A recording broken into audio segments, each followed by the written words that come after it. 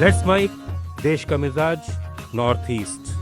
Guwahati high court ने असम सरकार के 500 करोड़ रुपए के मां कामाख्या एक्सप्रेस कॉरिडोर प्रोजेक्ट को मंजूरी दे दी है।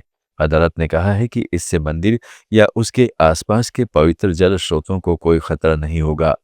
चीफ जस्टिस आशुतोष कुमार और जस्टिस अरुणदेव चौधरी की बेंच ने 2 याचिकाएं खारिज करते हुए ये फैसला सुनाया।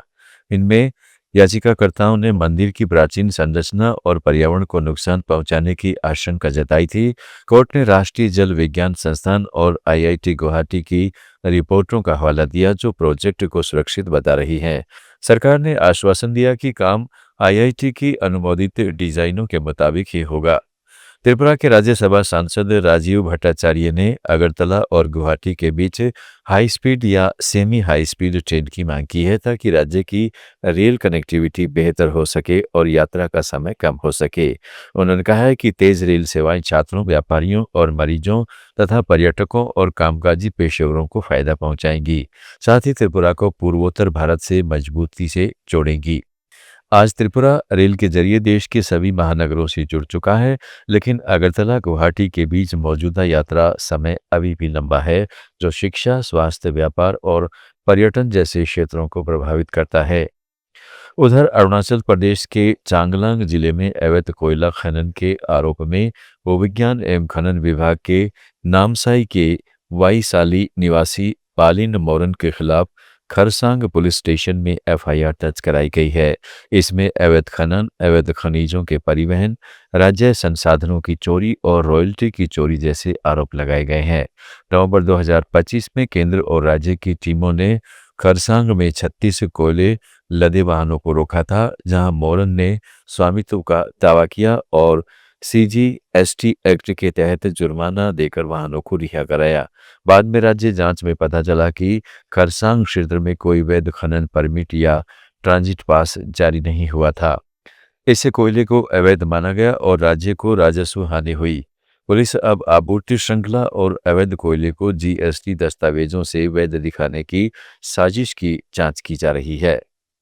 गारो स्टूडेंट्स यूनियन की नेंगखरा क्षेत्रीय इकाई ने मेघालय के ईस्ट गारो हिल्स के अगलगरे नदी पर तत्काल पुल बनाने की मांग की है, क्योंकि बरसात के मौसम में तेज धारा से नदी पार करना बेहद खतरनाक हो जाता है।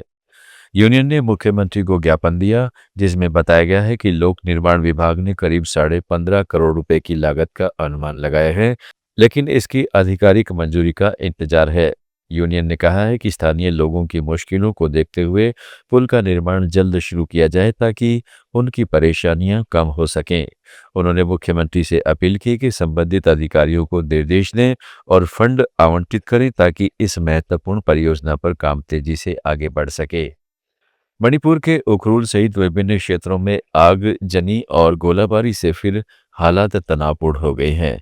यूनाइटेड नगा काउंसिल ने इन हमलों की कड़ी निंदा की और कहा है कि नगा समुदाय मई 2023 से चली आ रही जातीय हिंसा में तटस्थ रहा है, लेकिन अब आगे कोई आक्रामकता बर्दाश्त नहीं की जाएगी।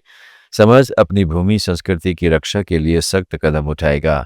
इसी बीच लितान हिंसा से विस्थापित कुकीजो परिवारों तक राहत पहुंचाने का काम भी हुआ है। सेतु विधायक हाओ खोलेट किपगेन ने 20 बोरी चावल और जरूरी सामान दिया है, जो कमिटी ऑन ट्राइबल यूनिटी के जरिए कांग पोकपी से सेकुल इलाके में बांटा गया। ये परिवार काफी समय से भोजन की कमी झेल रहे हैं। मिजोरम में मामित जिले के जालनुआम में पूर्वोत्तर भारत की पहली मछली कैनिंग फैक्ट्री खोली गई है।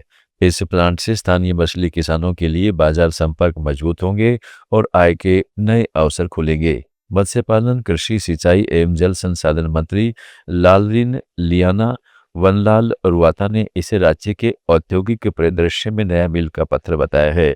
मंत्री ने कहा है कि यह परियोजना किसानों को कच्ची मछली बेचने पर निर्भरता कम करेगी, आधुनिक संरक्षण और कैनिंग तकनीकों से उत्पादन की शेल्फ लाइफ बढ़ाएगी, गुणवत्ता बनाए रखेगी और बेहतर मूल्य सुनिश्चित करेगी। उन्होंने ब्रांड विश्वसनीयता के लिए सख्त गुणवत्ता नियंत्रण और उपभोक्ता केंद्रित प्रक्रियाओं पर जोर दिया। आप सुन रहे थे let's mind more than radio. Follow कीजिए हमें हमारे सोशल मीडिया प्लेटफॉर्म्स पर।